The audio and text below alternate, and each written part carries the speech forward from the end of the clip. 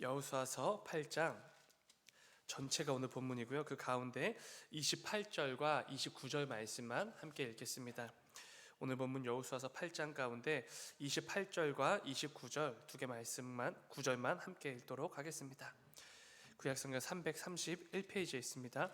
여호수아서 8장 28절과 29절의 말씀입니다. 우리 한 목소리 함께 읽겠습니다. 시작.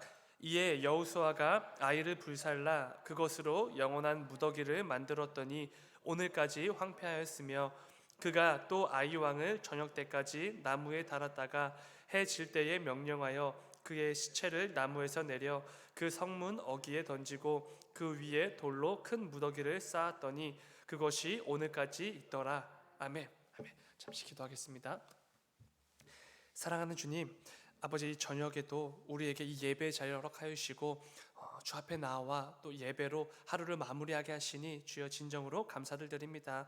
오늘도 주 앞에 나온 모든 예배자들에게 아버지의 말씀을 허락하여 주시고 그 가운데 하나님의 마음과 뜻을 깨달아 알고 믿음으로 결단하며 나아가는 귀한 이 밤이 다 될 수 있도록 아버지 인도하여 주시옵소서.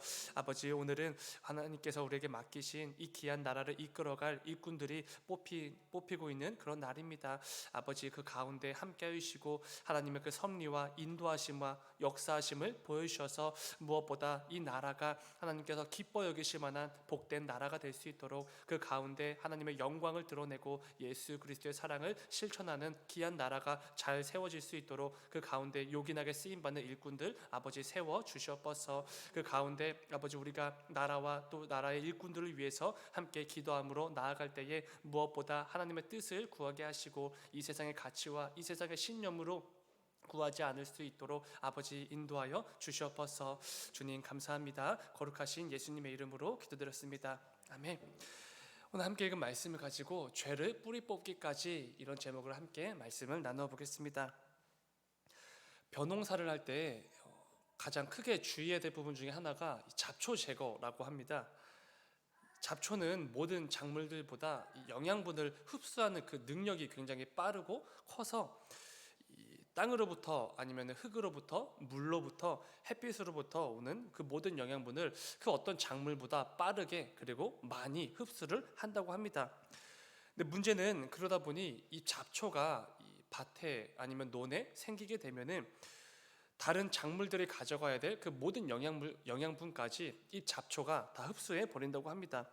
그럴 경우 당연히 우리가 이루어낼 그 열매를 맺어야 될 이 작물은 온전히 성장하지 못하고 많은 과실도 맺지 못하게 됩니다.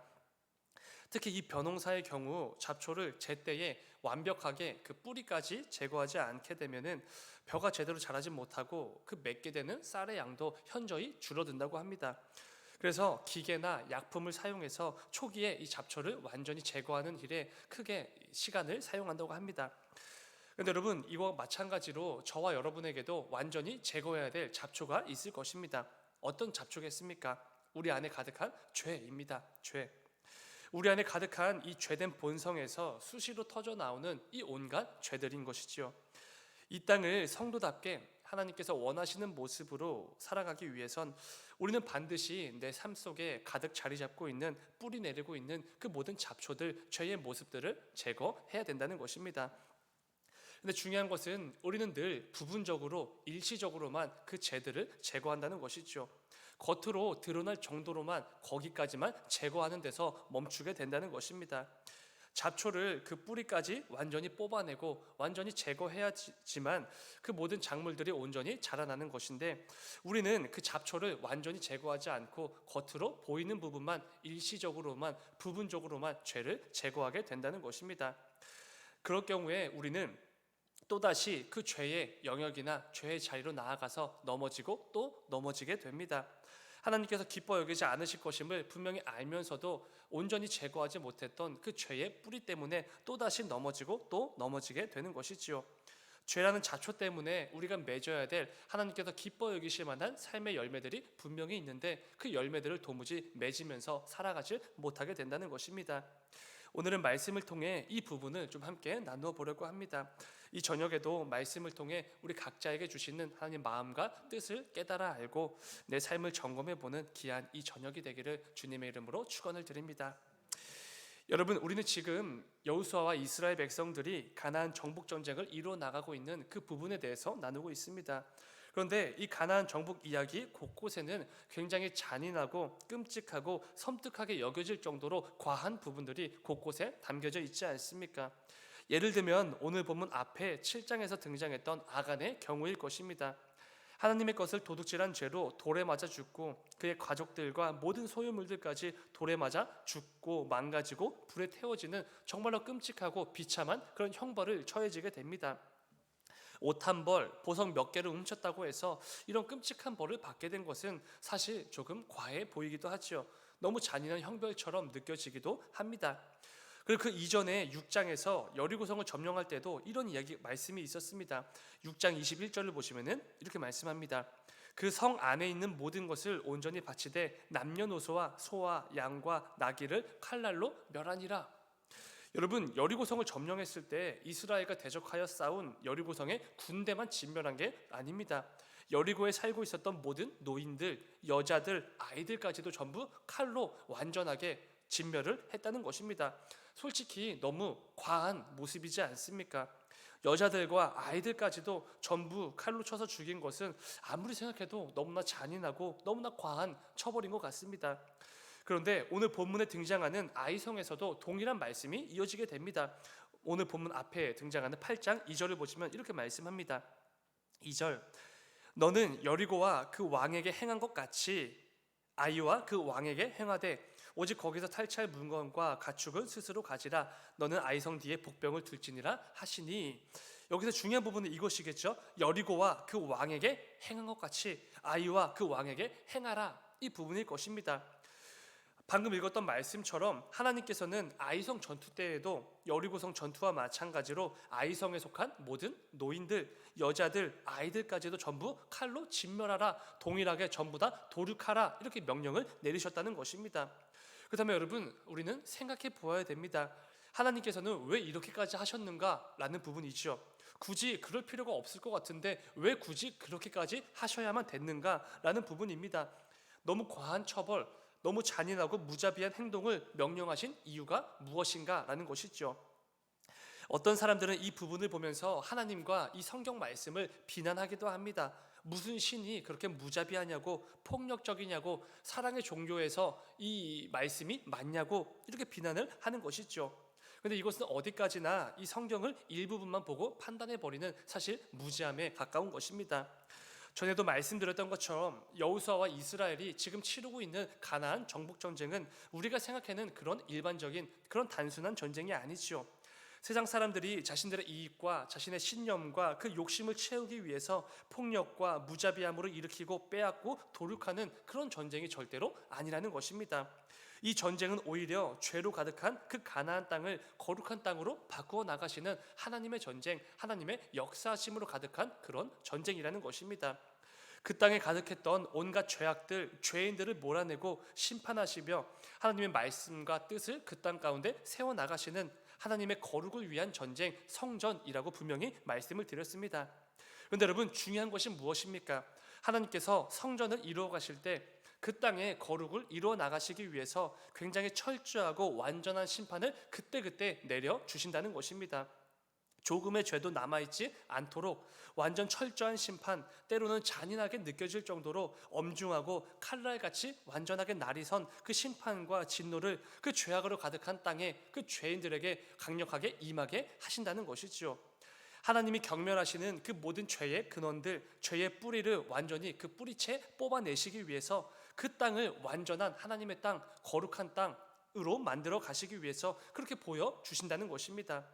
하나님의 이 의도를 이해한다면 여호수아서 곳곳에 등장하는 죄에 대한 이 하나님의 심판을 절대로 과하거나 잔인한 것으로 여길 수가 없는 것이죠. 죄에 대한 마땅한 하나님의 심판이라는 것입니다. 특히 오늘 본문 28절을 보면은 이렇게 말씀합니다. 28절, 이에 여호수아가 아이를 불살라 그것으로 영원한 무더기를 만들었더니 오늘까지 황폐했으며, 여러분, 여호수아가 아이성을 무너뜨리고 불을 질러 그곳을 영원한 무더기로 만들었다, 이렇게 말씀하지 않습니까? 여기서 사용된 이 무더기라는 단어는 사실 구약 성경에서 자주 등장하는 단어인데요. 보통은 큰 죄를 범한 사람이나 도시에 대해서 하나님의 그 엄중한 심판과 진노가 임했을 때 사용하는 단어로 사용이 됩니다. 그러니까 하나님의 심판을 상징하는 단어가 바로 이 무더기라는 것입니다. 그러니까 아이성이 처한 이 비참하고 끔찍한 결과는 절대로 과한 결과가 아니라는 것입니다. 죄에 대하여 진노와 심판을 마땅히 쏟아내셔야 할 공의의 하나님의 그 엄중한 진노와 심판이 내렸을 뿐이라는 것이지요.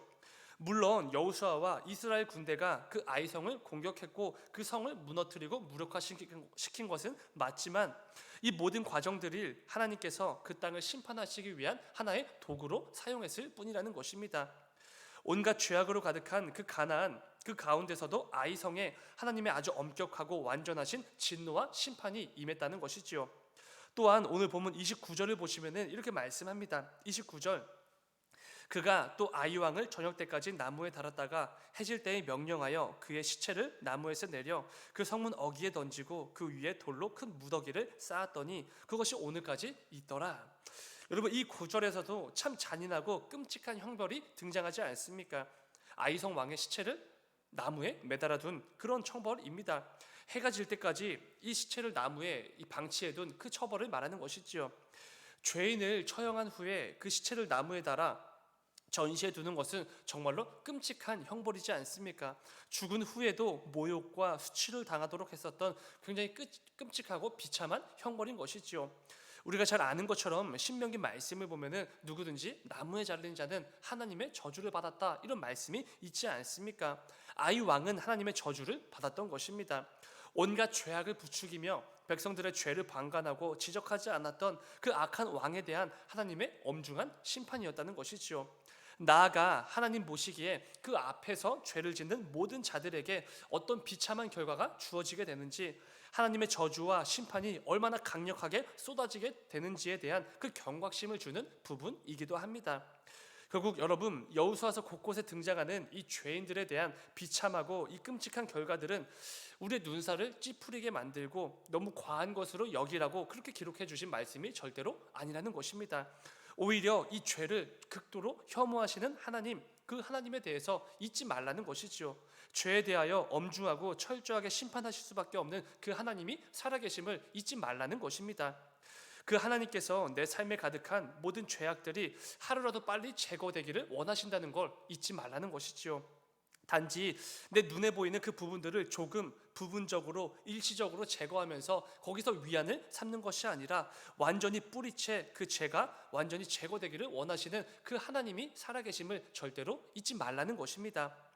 여러분, 우리는 내 안에 내 삶에 이 죄를 남겨둘 때가 얼마나 많은지 모릅니다. 이 정도면 괜찮지, 그래도 이 정도면 남들보단 훌륭하지, 이만큼이면 괜찮은 편이지 라고 스스로 합리화를 하면서 늘 이 죄의 뿌리를 남겨둘 때가 얼마나 많은지 모릅니다. 그러다 또다시 그 죄의 자리로 나아가게 되면 즉시로 죄를 범하고 넘어지고 또 넘어지고 패배하게 되는 것입니다. 그렇게 죄로 가득한 삶을 살아갈 때가 얼마나 많이 있습니까? 내 삶의 작은 죄의 뿌리마저도 송두리째 뽑아내길 원하시는 그 하나님을 외면한 채 늘 죄의 문제에서 넘어지고 또 넘어지게 되는 것이죠. 그러면서 우리 죄인들은 늘 이렇게 생각을 하며 살아가게 됩니다. 시편 11절의 말씀입니다. 우리 같이 읽겠습니다. 시작. 그가 그의 마음에 이르기를 하나님이 잊으셨고 그의 얼굴을 가리셨으니 영원히 보지 아니하시리라 하나이다. 모든 이 죄인들의 대표적인 특징 중에 하나죠. 내가 짓는 죄를 하나님께서 모른다고 착각을 하는 것입니다. 지금 이 순간만큼은 하나님께서 나를 잊으셨고 나를 바라보지 않고 계신다는 그런 큰 착각을 하며 살아가는 것입니다. 죄를 지으면서도 하나님께서 그 모습을 안 보고 계시기를 원하는 것이죠. 나를 향해 얼굴을 들지 않고 계시기를 원하고 그렇게 착각을 하면서 살아가게 된다는 것입니다. 그런데 여러분, 절대로 그렇지 않다는 거 우리는 잘 알고 있지 않습니까?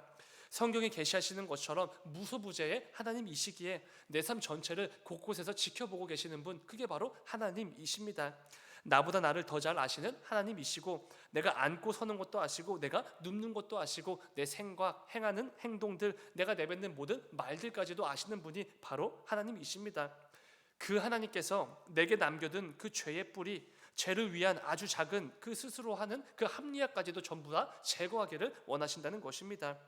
사랑하는 여러분, 오늘 말씀을 기억하시면서 하나님께서는 저와 여러분이 내 삶에 자리 잡고 있는 그 모든 죄들이 뿌리까지 완전하게 제거되고 끊어내기를 원하신다는 것을 꼭 기억하시길 바랍니다. 우리 모두가 매일같이 넘어지는 그 죄의 자리에서 또다시 넘어지는 것을 조금도 원하지 않으시는 하나님 아버지의 그 마음을 아셔야 됩니다.